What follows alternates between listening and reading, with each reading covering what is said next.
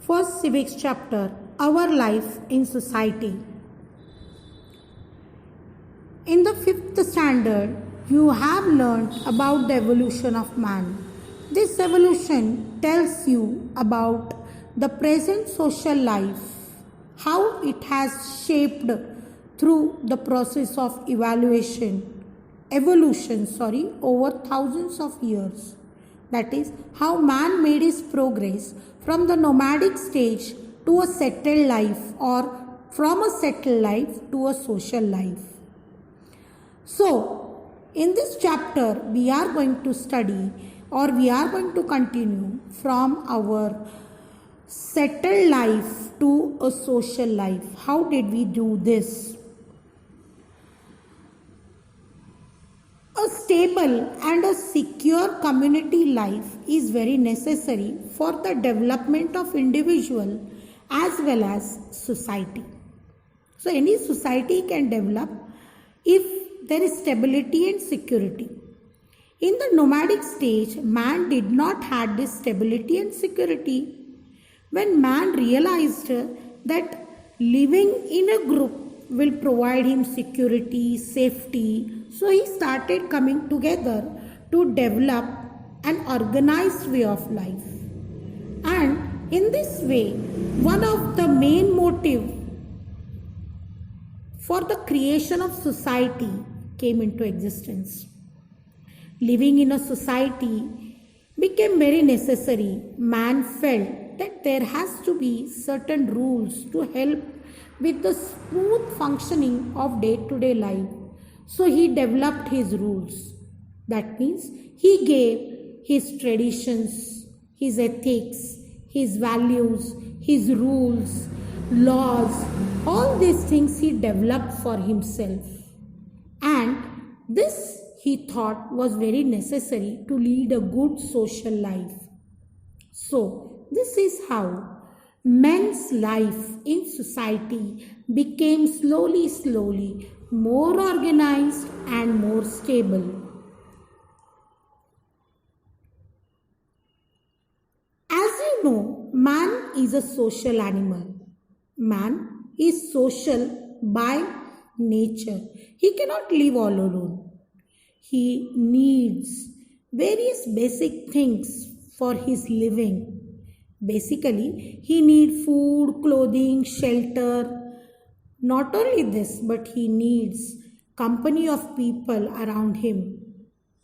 So, living with the people not only made him happy, but it was also possible for him to share and fulfill his day-to-day needs. As we know that there are many day-to-day needs. These day-to-day needs are basic and physical needs like food, clothing and shelter. Once these needs are satisfied, man finds himself stable. But that is not only the need of the man. He also has some emotional needs, some psychological needs.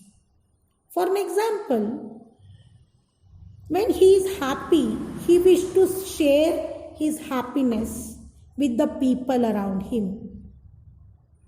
When he is sad, he wishes to express his sadness with the people around him. So, for this, he finds his companions. These companions are nobody, but they are his family members, his friends, his relatives, his neighbors, etc. So students, you know, food, clothing and shelter are the basic needs, but that is not only then enough. So, this is how man started fulfilling his emotional needs. But due to the labor and the skill of the people in the society, a variety of articles were produced. Education, health-related services, and many more facilities started developing in the society. And this need were very important for him to live a good, a dignified life. All these needs like doctors, restaurants, potters, cobblers, etc., they all were available for him within the society. Also, a variety of industries came up, and these industries helped to provide occupation.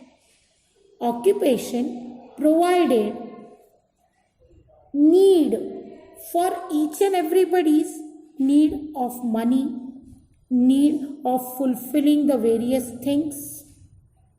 I'll give you an example. Suppose you need to buy a book and papers for your book.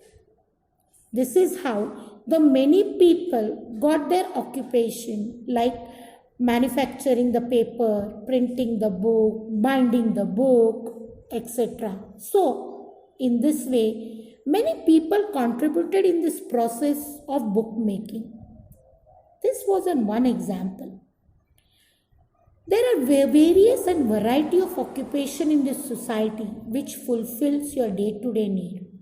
And these occupations, they are developed with special skills and capabilities.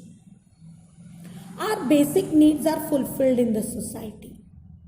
We depend on each other for our emotional needs such as security, praising, support. This is how we and our life in the society become interdependent, or we can say it becomes dependent.